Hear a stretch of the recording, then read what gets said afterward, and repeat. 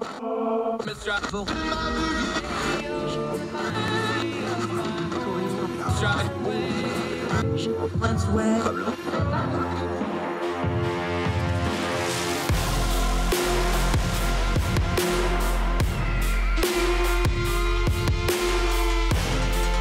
your host, Andrew Donaldson.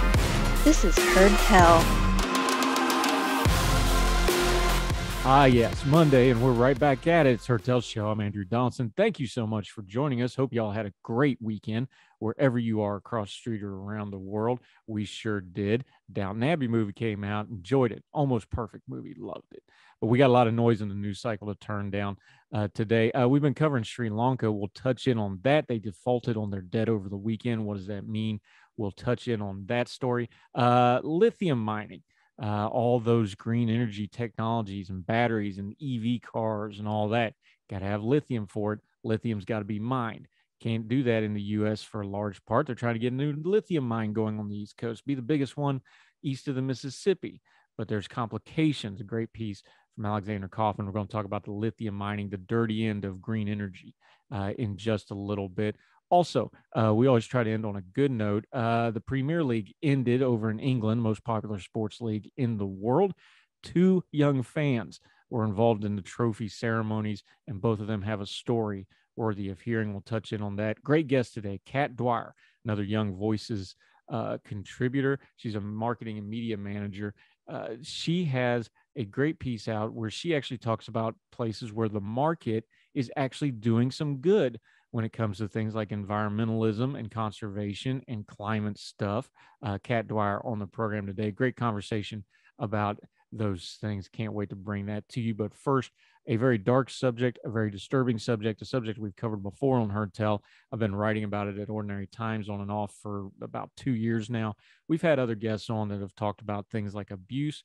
Jennifer Greenberg, if you haven't heard that discussion, make sure you go back and find that past episode, one of the earliest ones we did on Heard Tell, because we know abuse is a serious issue. It's one of the first episodes we actually wanted to do.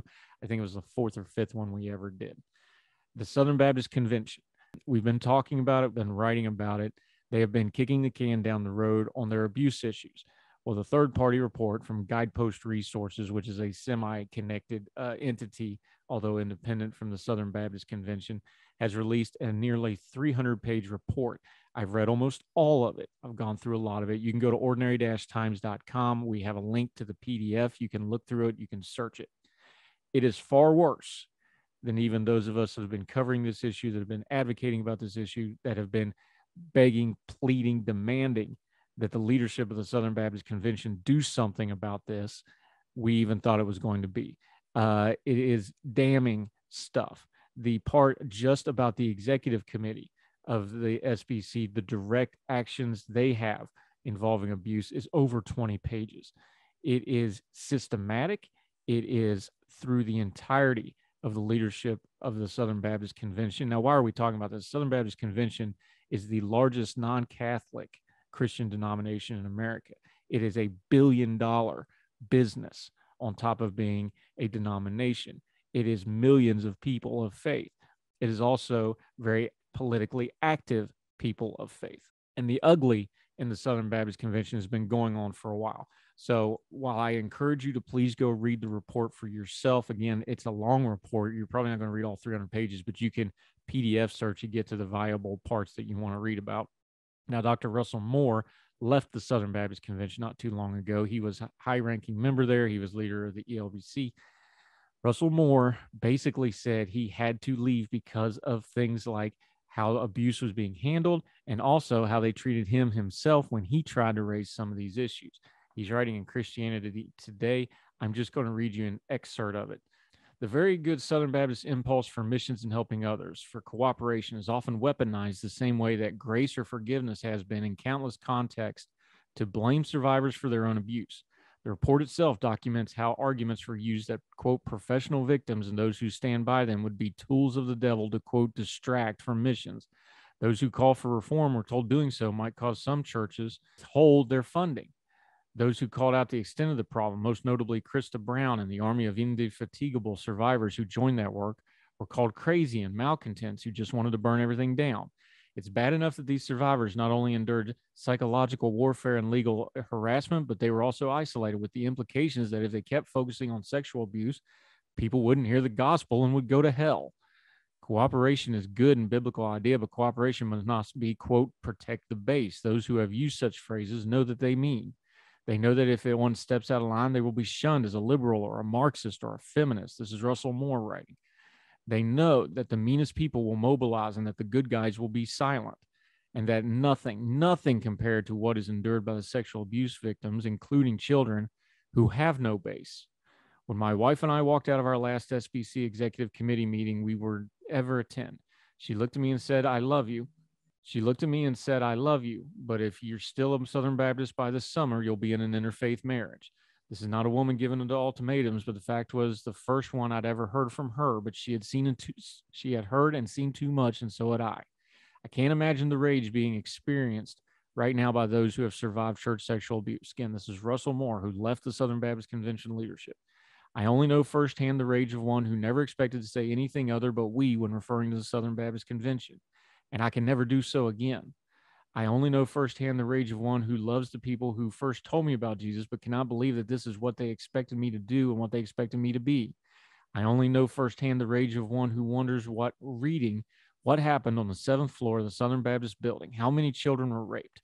How many people were assaulted? How many screams were silenced while we boasted that no one could reach the world for Jesus like we could? That's more than a crisis. It's even more than just a crime. It's a blasphemy. And anyone who cares about heaven ought to be mad as hell. It's Russell Moore writing. He would know. He was in those meetings. He was told to be quiet. He has documented this extensively. The rot in the Southern Baptist Convention goes deep.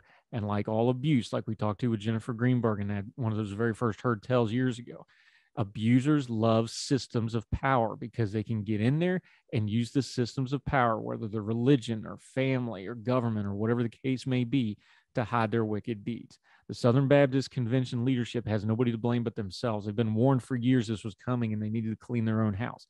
They didn't do so because they didn't want to mess up the money train, and they didn't want to mess up their power, and they didn't want to mess up their public perception. They have this coming.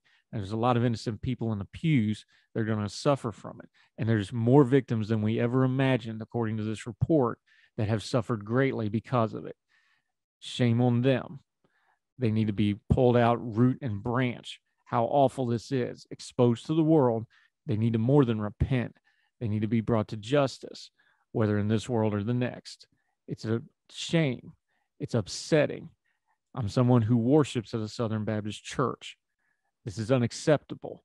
There's no excuse for the leadership that did this. And we will not be quiet about what they've done until all these victims get justice. And no waving of the cross or the Bible or anything else is going to excuse the wickedness that these people did. More Heard Tell right after this.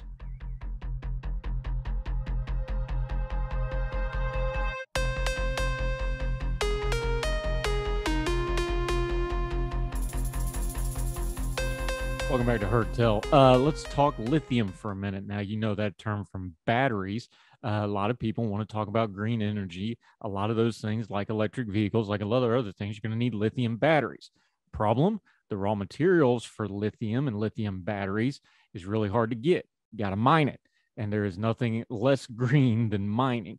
I'm from West Virginia. Let me tell you about how coal mining goes when the industry ends and it goes away. Well, lithium is almost completely controlled overseas, mostly in China and other places because of the raw materials involved. Great piece in Huffington Post. Alexander Kaufman authored this in partnership with some other folks. Gaston, North Carolina is where the story is. They want to build a massive pit mine for lithium along with the chemical plant to process the stuff for the batteries. The thing is, this crosses a lot of streams because, again, the green buzzwords, clean energy, electric vehicles, all this fun stuff, those raw materials still got to be mined the old-fashioned way, a pit mine. It's dirty work. Now, of course, there's technological advances and things like that, but would you want that in your backyard? People want to talk about green. There's still a dirty part to it. It's a great piece, a lot of nuances to it, a lot of twists and turns. It's not clean cut. Excellent piece. It ends like this, and I want Opponents. This is reading from the Huffington Post, Piedmont Lithium Mine. The piece is titled "The Lithium War Next Door," talking about Gaston, North Carolina here. Opponents of the project here say they aren't numb to the climate concerns at all. Lancaster, the retiree, said he petitioned the county to approve a big solar farm just down the block from his home. But in the face of the ecological destruction on a scale few can reckon with, many here say they just want to preserve what they feel they have control over their lives. Again, this is a 500-foot open pit mine that we're talking about. Quote, "We have a high population here," Pimbleton said. "If things go wrong, responsibility will fall on the landowner to fight in court." Phillips said it is not irrational for the community to fear that we have some fly-by-night operation and we'll start this up and 3 weeks later we'll run out of money and leave. But he said, quote, "The good news is we've become a reasonably sustainable company. We have investors like JP Morgan advising us, and we would have some very strong partners coming to the project. We're bending over backwards to be as accommodating as we can to a lot of people," he said. "This is going to be a boom business. This is going to be a grow and will be a great for the community. I think people will look back and come to realize that this worked out an awful lot better than they thought." Harper doesn't share the optimism. He had planned out his life. He would have passed his business on to his 31-year-old daughter who already works with him. He thought maybe someday his grandchildren would take over, and he would sit on the porch in the afternoons watching his wife spend meditative hours listening to music on her headphones while she mowed the vast fields behind their home, and evenings observing the deer feast on the clippings. "This is God's country," he said. "Each and every day we see turkey and deer and ringtail hawks, even a bald eagle that nests around here. This is pristine, beautiful, and tranquil area, and it's going to be decimated," he said. "All I can do is pray." There's sides to everything. Remember, all that green energy, it's got to come from somewhere. We do grown folk adult talk here, not just buzzwords. It's all well and good to drive electric vehicles and say you're saving the environment. Remember that lithium for those batteries has got to be mined out of the earth from somewhere. And that place where it's going to be mined from isn't going to be ecologically pleasing, even with the best of technology. Just remember that when you hear the buzzwords: clean energy. The people in the backyards who might have an open pit lithium mine probably see it a little differently. There's nuances to this. There's tough spots to this. Alexander Kaufman writing in HuffPost. We will link to it in the show notes. Read the entire piece. It is excellent. A lot of nuances, a lot of ins and outs, a lot of both sides that need to be considered to this trending topic that's only going to get hotter going forward. More Heard Tell right after this.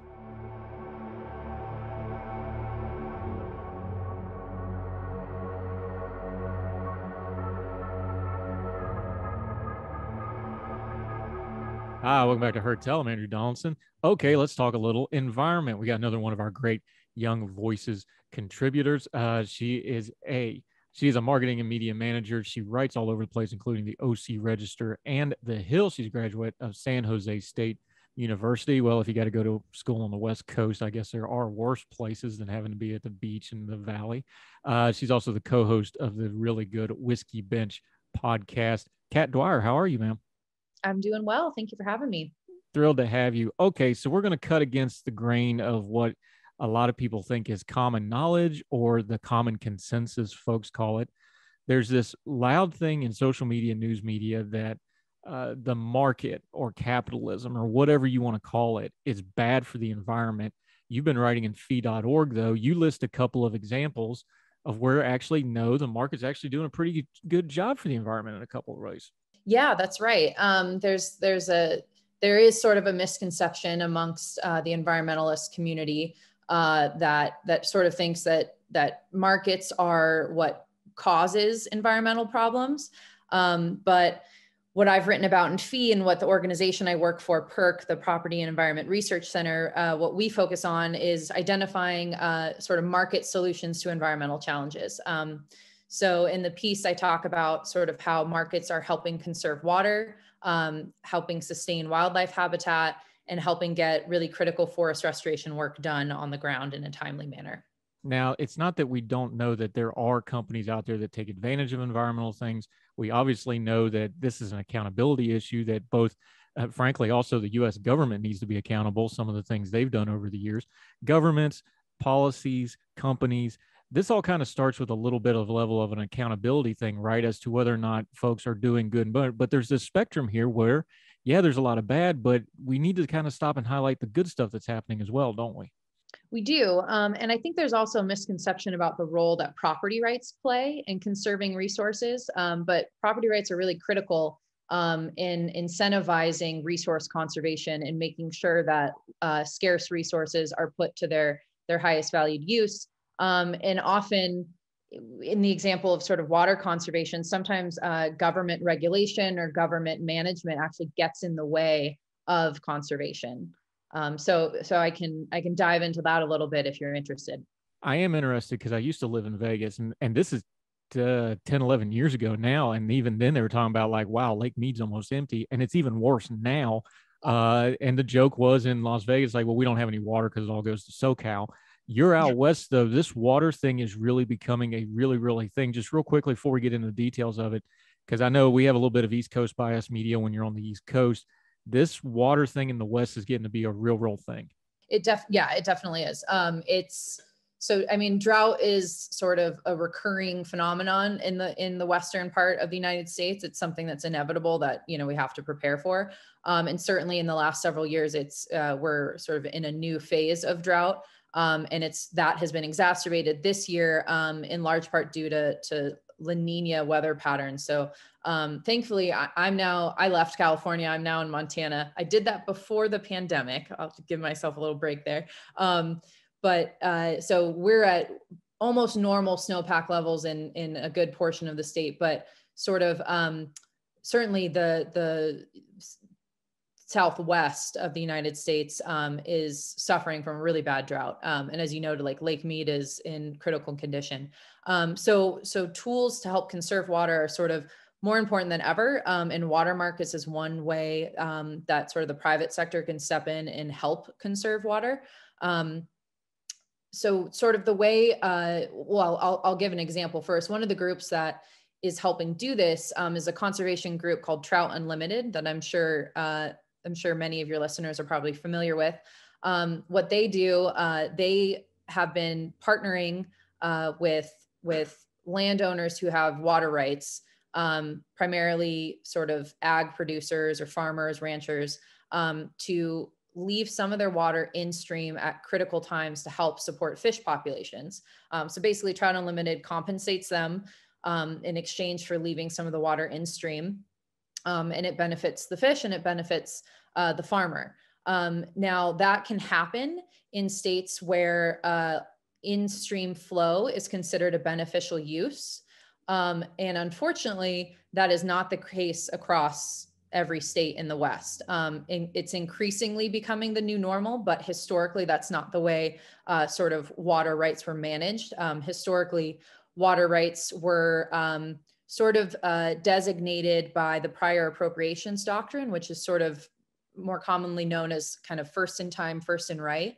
So the first person to settle the land and put water to a productive use or a beneficial use is the legal term.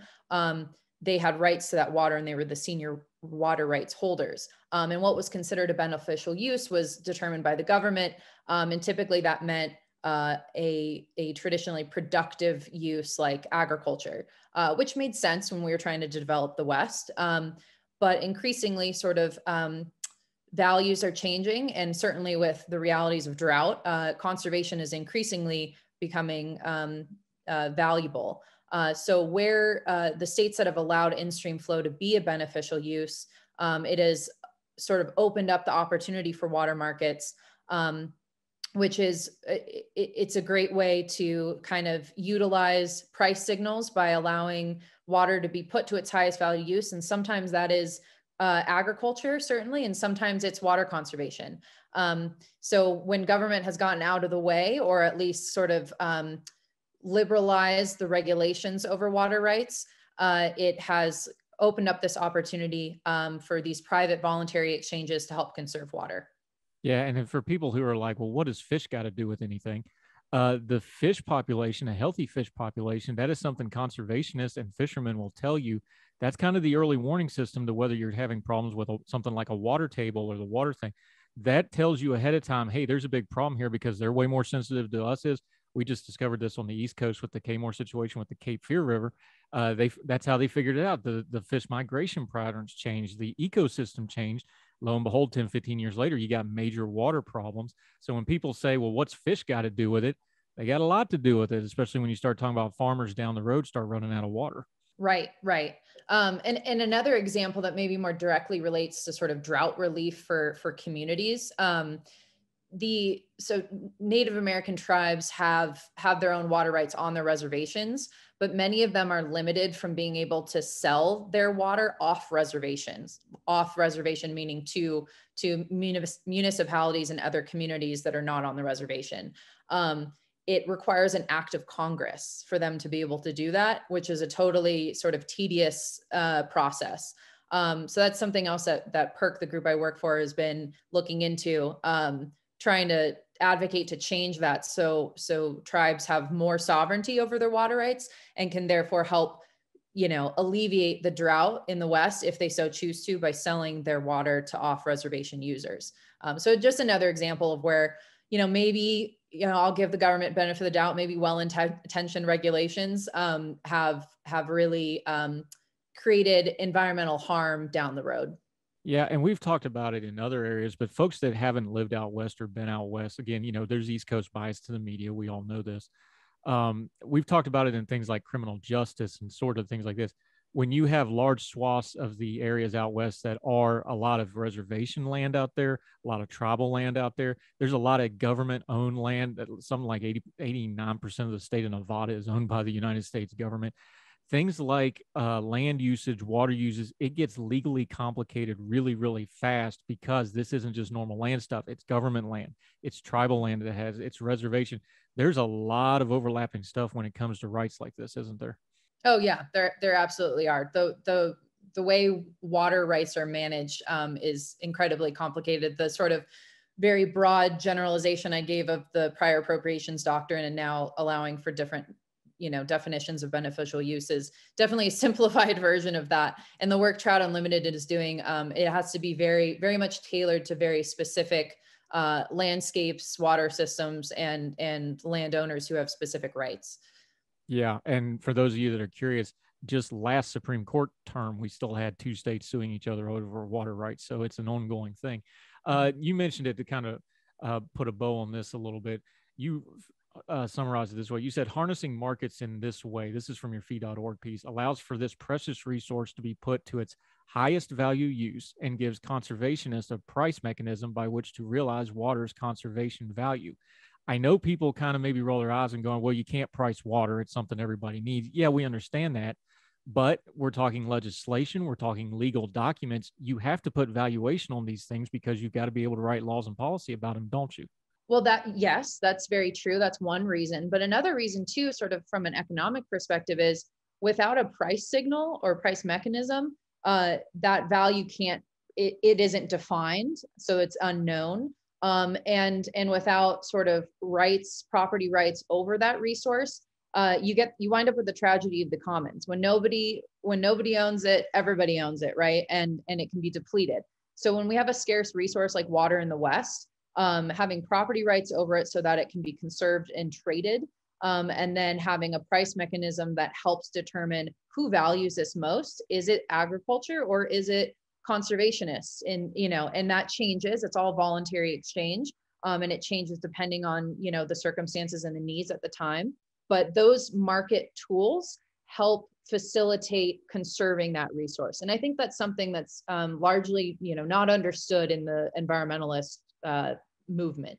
Yeah, and that gap gets us right back to where we started with a lack of accountability, because then nobody knows who to go for the answers. Talking to Kat Dwyer about her fee.org piece and some water stuff. We're going to take a quick break on Her Tell. We come back, going to talk sustaining wildlife. One of my favorite conservation story. Going to talk a little elk. I love me some elk. And we're also going to talk forest health, talk a little trees. Not just the tree hugging kind, the kind that we actually have some good news when it comes to trees in America. Kat Dwyer joining us on Her Tell. More right after this.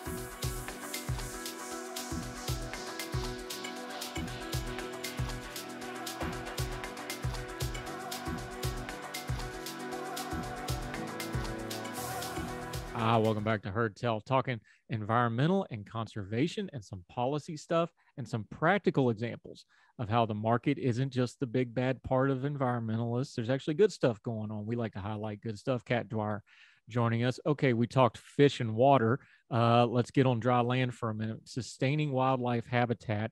And you used an interesting example here that I've kind of been following for a few years because I find it fascinating. Elk occupancy agreements. So let's talk a little wildlife habitat for a minute. Yeah. So the group I work with, PERC, partnered with another conservation group in Montana called the Greater Yellowstone Coalition. And the two of us worked with a private ranching family in a beautiful spot of Montana called the Paradise Valley. And we worked with them to conserve nearly 500 acres of their ranching operation to be designated elk winter range. So to provide a little bit of context around this, basically the private lands in a place like Paradise Valley provide a really critical service of providing habitat for a whole host of species, one of them being elk, which is a really important keystone species of what is known as the Greater Yellowstone ecosystem, which is one of the, if not the largest intact ecosystems in North America. So they provide this habitat, but doing so comes at a cost to landowners. Elk, their cattle have to compete with forage with elk. Elk knock down fences, and they also potentially transfer a disease called brucellosis, which causes cattle to abort their young. So providing this habitat comes at a real cost. And many of these ranchers are truly just like barely hanging on. And at the same time that they're dealing with this cost, there's really just sort of mounting urban development pressure. All of these damn Californians keep moving here to Montana. So there's just a huge pressure to develop a place like Paradise Valley. And if that happens, then these large private working lands are going to be subdivided into ranchettes and into, strip malls. And we will lose that wildlife habitat completely. So we're trying to find a way to conserve this habitat, conserve these migration corridors, and while at the same time recognizing the really valuable critical role that private lands play in providing habitat. So this elk occupancy agreement is essentially a shorter term habitat lease. And it's an alternative to a more onerous model that the government puts forth, which are conservation easements. Many landowners are willing and able to manage their land for conservation and to provide habitat. But the conservation easements that the government offers require conservation in perpetuity. So comes with a lot of strings, and not a lot of landowners are willing always to go with that agreement. So having other tools like an elk occupancy agreement or other similar shorter habitat leases offers just more opportunity to help conserve habitat and make sure that these working lands continue working and that elk have these migration corridors open. Yeah, we've talked about those easements with our friend Gabby Hoffman when she talks conservation with us. And the problem with that is, like you mentioned, that's kind of a one-shot deal, because once you do it, it's almost, you talked about an act of Congress. This literally would take an act of Congress to get those easements changed back over. But we need to mention here too, historically, this is a new twist on a very old problem, settling the West. Of course, we know the extremes of them almost wiping out the buffalo as an invasive species, quote unquote, for all the cattle guys and the railroads. This goes back again. We keep hearing it over and over again. Proper land usage, property rights. This is some very fundamental stuff to Americans that just keeps popping up. This just has kind of an environmental or a climate-based overtone to it, doesn't it? Yeah, absolutely. And I think something, sort of our theme here of things that are overlooked within the environmental space, private lands are often overlooked. And private landowners have, over centuries learned how to properly manage their land, right? And they're really our partners in conservation. And like I said, the reality in a place like Paradise Valley, and this is an issue that's happening all across the West, it's really a choice between urban development or keeping these private lands working, which keeping them working means these are large open landscapes. They provide habitat. They also provide, food, which is critically important. So there's a lot of value there. And a group like PERC, we don't view them as our enemy. We view them as our partners in conservation. Yeah, and it doesn't matter what the issue is, whether it's social justice, education, anything. A lot of this stuff starts with a breakdown when government and the private sector don't see each other as partners and start becoming adversarial. It's kind of a universal theme, and it applies here as well to especially land use out west, where it's a real issue and been an issue from the beginning. I figure it'll be an issue for a long time to go. Okay, let's talk some trees. Problem with trees are I just had to trim some off my property. Is a tree close to your house is a bomb waiting to go off. Out west, they're fuel for wildfires. The perception is wildfires are getting worse and worse. There's also data saying that they're getting worse and worse.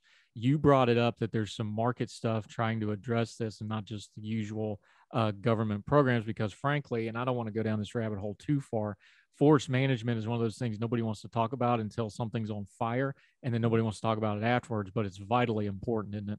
Oh, it absolutely is. Yeah. So to provide a little context on what is often described as the wildfire crisis, wildfires are getting larger and hotter, in large part as a result of over a century of fire suppression policy from the Forest Service.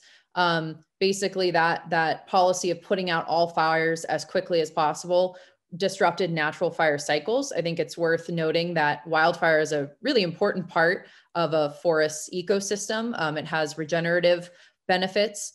And so our suppression policies disrupted natural fire cycles, and it led to a buildup of fuel sources in our forests, which means there's more fuel for a wildfire to consume. Therefore, the fires burn hotter and longer. Also, the wildfire season is sort of expanding, especially as we see drought conditions throughout the West. So fires are starting earlier and they're lasting longer into the fall. So this problem has been growing, and the Forest Service has identified 80 million acres in need of restoration. That's their backlog right now. 63 million of that 80 million have been identified at severe risk of catastrophic wildfire. So that's a huge backlog. And at the current pace and scale, the Forest Service, it will take decades, multiple decades to address the full backlog. And of course, over that course of time, the backlog is going to continue to grow. So it's a huge problem that it's going to take a lot of effort to really get our hands around and get ahead of it. And thankfully, the private sector, some really interesting, innovative financial tools have emerged that are helping increase the pace and scale of that restoration. One group that's doing this is called Blue Forest, and they, in partnership with the World Resources Institute, pioneered what's called the Forest Resilience Bond. And it's a simple model, but it's brilliant. It basically brings stakeholders together to fund this kind of work. So they pool money from like an impact investor or an insurance company to put the money up front for the bond to get the restoration work done. And then stakeholders who would benefit from forest restoration, like a water utility in a particular municipality, they agree to pay back the bond at a reasonable rate of return once the restoration is complete. So it's a really cool model to just get capital on the ground to increase the pace and scale. Yeah, one thing that doesn't get covered on these wildfires is this is a huge financial problem, especially in smaller rural communities. Even in a big state like California, these are usually rural towns or rural municipalities that get wiped out by these fires. They then, you imagine a small town having to completely redo all of their infrastructure, for example, which is what happens because people don't realize, wildfire can destroy a road. You don't think of something like a road burning, but it does. It tears the asphalt up. It's got to be redone. Just talk about that for a second, that this is one of those things when you're talking about wildfires and forest conservation, this is one of those things where, yeah, you better spend some money for prevention, because if you don't, the expense of trying to fix it after is astronomically more expensive for everybody, especially taxpayers. Oh, completely. Yeah. And one example of sort of infrastructure that's threatened from wildfire are watersheds, and then therefore the water supply to a community. Here in Bozeman, for example, the Forest Service has been trying to do restoration work around our local watershed to ensure that our water source isn't polluted. If, it's not even if, actually, it's when a wildfire comes through that area. And if they can mitigate the severity of the wildfire by doing, prescriptive thinning and prescribed burning around the watershed to protect it, that would be great. Unfortunately, that project has been delayed literally by decades because of litigation. Environmentalists don't want to see, any trees thinned or cut. And so they've stopped that project. And the reality is it's a huge risk. Like when that fire comes, it can destroy your watershed, and then your entire community is at risk. So that's where the Forest Resilience Bond, the first pilot project was conducted in the Tahoe National Forest in California. And one of the stakeholders that agreed to pay back the bond was the Yuba Water Council, because they saw an interest in getting this kind of restoration work done to protect their water source. So again, it's just it's a really innovative tool to just kind of get resources on the ground quickly. And one thing I'll note about that to kind of illustrate how it did increase the pace and scale, the Forest Service, which I should note, Blue Forest works in partnership with the Forest Service. So it's not just like rogue people going out into the forest and chopping down trees. They work with forest managers. But the Forest Service noted that because of the private capital through this Forest Resilience Bond, they got that restoration work done in 4 years as compared to the estimated decade it was going to take if it was left up to the Forest Service alone. Yeah, and that's where this public-private partnership really comes in. We've seen it with things like infrastructure projects. Both presidents, Republican and Democrat, they will talk about this when they go to do infrastructure. All of a sudden, if they want to do it fast, they'll bring up those public-private partnerships. That's the flexibility you're talking about, because people will tell you every fire season is different. Weather patterns are different every single time. And you've got this backlog that has the Forest Service trying to work on a decade timetable. That's just not sustainable. Talk about what the problem here is, because I think we oversimplified how much of it is bureaucracy, how much of it is legal entanglement, because a lot of these areas get tied up in court through environmentalist groups and the government themselves on fair usage, things like this. I suspect there's a spectrum of problems here, but kind of break it down, what's bureaucracy, what's just out and out neglect in some cases, what's tied up in court, and then what of it is just time's moving way faster than the government and the private sector can keep up with it. Yeah, that's a great point. I would say historically, sort of the Forest Service's suppression policy is what really led to the severity of the problem we're dealing with. They, however, have realized, and even the Biden administration has acknowledged, that like we need to actually do this type of restoration work. So thankfully, there's been a shift in sort of perspective and motivation there. Now the hangup is largely bureaucratic. So there are really, really lengthy environmental review processes that the Forest Service has to go through to actually implement forest restoration work. There is NEPA, which is one process, environmental review process that I think people are familiar with, that can delay forest restoration, projects by like 7+ years. So NEPA is designed to protect the environment, to make sure that any projects that are being done on the environment are being done so in a way that protects the environment.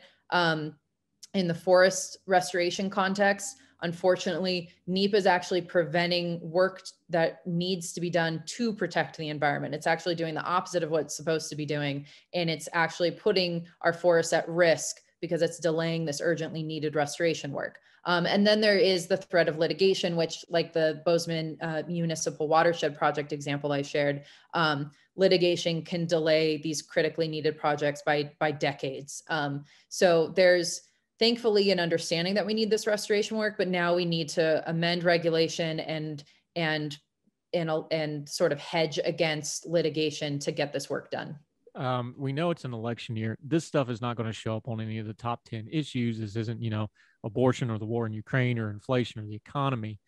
What should the average person that does care about conservation be doing to kind of keep pressure on folks? Because we know the old, well, call your congressman. Well, that doesn't really work that much. What can folks do on their social media and just their average interactions to talk about these issues in an effective way, do you think, especially in a campaign season where there's a lot of things that are a lot noisier, but when the forest fires come into your house or you run out of water or the elk encroach and get your cattle herd sick or whatever the case may be that we're talking about, all of a sudden it's a pressing issue. How should folks talk about this just in their normal social media interactions, do you think? Yeah, that's a good question. I guess because these issues aren't really going to grab national headlines, I think trying to keep a local perspective and work, with your local representatives, if that's possible, tag them, I suppose, on social media and maybe try to make it trend. That's of course difficult, but I also think, looking again to the private sector, there's a lot of really innovative conservation groups and businesses that are trying to solve these problems privately. And frankly, if the government doesn't care, or it's too tied up in its own red tape to actually move to make progress on these problems, then let's look to the innovative private sector and let's take this issue into our own hands, and get the work done on our own. And thankfully that isn't such a tall order. There are people doing it. So I would encourage folks to look into, their local community and see what groups are doing private innovative work, and see how they can support that. Yeah. And we said it back earlier in the conversation, public-private partnership. Government needs to be a partnership with the public and with businesses. Sometimes the government's got a better idea. Sometimes business has got a good idea. And if you don't have a partnership, you don't have any mechanism to pick and choose which one's good. Kat Dwyer, this is excellent stuff. Really appreciate your time talking about this. We'll get you back sometime to update it. But until we see you on Heard Tell again, let folks know where they can follow you, your social media, and what you got going on, my friend. Yeah, thank you so much for having me. You can follow me on Twitter at Kat J. Dwyer. I share all my writing there. And then you can tune in to my weekly podcast with my co-host, Stephen Torna. It's called the Whiskey Bench Podcast. And we don't just talk about whiskey, we drink whiskey, but then we talk about world events, economics, politics, you name it. Yeah, all those things go better with whiskey, I'm told. Yes. Little lubrication for the tough topics of the day. That's Kat with a K, by the way, kids, when you go to search it up on the Google machine. Her social media is on the lower third graphic there, and we are linking to her piece in the show notes. Kat Dwyer, another one of those great Young Voices contributors. Great conversation. Really appreciate your time today. Thank you, ma'am. Yeah, thank you, Andrew. Yes, ma'am.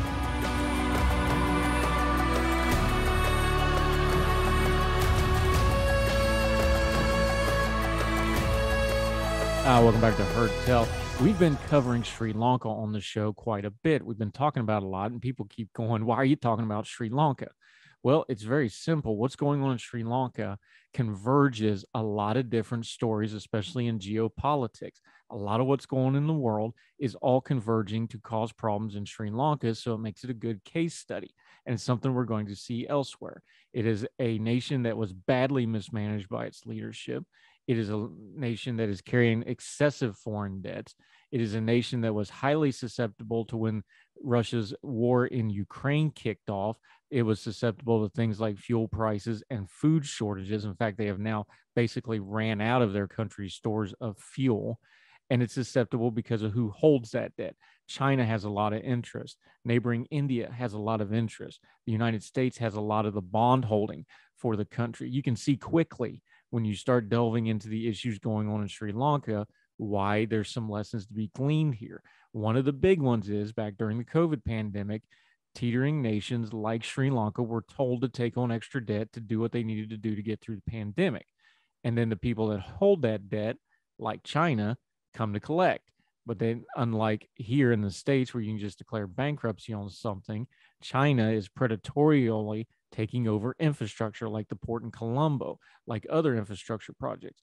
India, sensing the danger with something like that, is doing the same and taking over other parts of the infrastructure. It's a complicated situation, and quite frankly, it's a god-awful mess. There's been rioting there. People have actually died, 8 dead, multiple people hurt. The leadership of the country had to resign, although it passed to a family member. There's a lot of nepotism involved. That's part of the problem too. But so this news was not shocking to us from the BBC back over the weekend. Last Thursday, an IMF, that's the International Monetary Fund, who's been trying to bail Sri Lanka out, said the current talks on a potential loan program are expected to conclude by Tuesday. Sri Lanka's government said previously it needs as much as $4 billion just this year, but the IMF warned that Sri Lanka already has a very high rate of inflation and was likely to raise even further. That is why most people came over the weekend and said that Sri Lanka has now officially defaulted as a nation on its debt. From the BBC, quoting from the piece, in many ways, this wasn't a surprise. The warning sirens of potential default were blaring for weeks, but much more than that, on the streets of Sri Lanka, where the crisis is biting, nobody is shocked. as petrol queues run for miles, with fuel being sold on the black market for eye-watering amounts. As lines for handouts of free bread get longer by the day, the island's inability to pay back its debt is being painfully felt.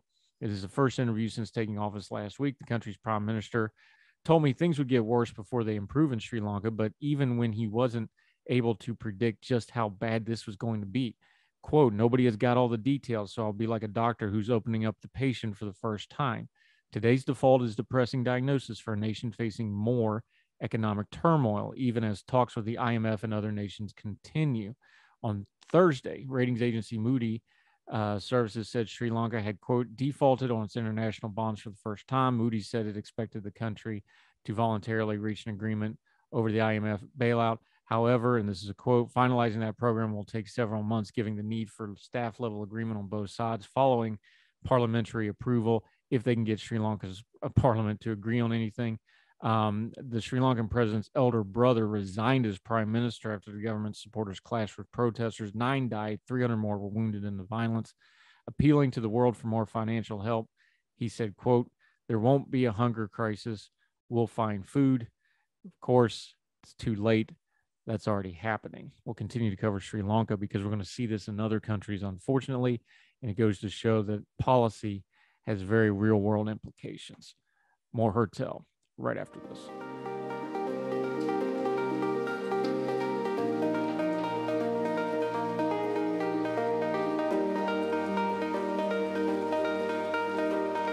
Welcome back to Heard Tell. The English Premier League, most popular sports league in the world, crowned their champion, Manchester United, 4th time in 5 years, an amazing run. But you may have noticed 2 people as part of the trophy ceremony. We always do an end of the show good thing. These 2 individuals were fans, but you might have wondered who they were. The young lady who carried the trophy out from behind the scenes out to the field for the presentation, her name was Olivia Wardle. She's 22 years old, and she has been working for City in the community, doing community relations stuff while battling cancer. The young man that was actually on the podium that helped to put the medals around the necks of the triumphant Manchester City players is a man named Bennett Mason. And this young man's sister committed suicide some months ago, and he's been working as an advocate ever since. That was important amongst all the celebration, the confetti and the pyro and all the joys. And it was an amazing game where City came from behind and won it to win the title, that these 2 individuals be recognized, and good for the club for doing so. 2 fans who have a lot going on in their lives, but do things for others and for different reasons, to be mentioned in the same breath with the now triumphant Manchester City. Good for Manchester City on highlighting these 2 individuals. Ben Mason, who's going to be working towards suicide prevention in the memory of his sister, and Olivia Wardle, who is fighting cancer. Good for them. We wish them both the best. That'll do it for Heard Tell. Another Monday in the books. That means we got a busy week ahead. Can't wait to bring you more great conversations with good guests. Got a lot of noise out there in the news cycle. Going to do our best to turn it down. Heavy topics, but we're also going to find the bright side of things, because remember, every story at its core is a people's story. We want to treat people fairly, find out how to make people's lives better. So until we talk to you again on Heard Tell, wherever you and yours are, across the street or around the world, we hope you are well. We hope you are well fed, and we'll talk to you again tomorrow for more Heard Tell. All the music on Heard Tell is provided under a Creative Content license from monstercat.com.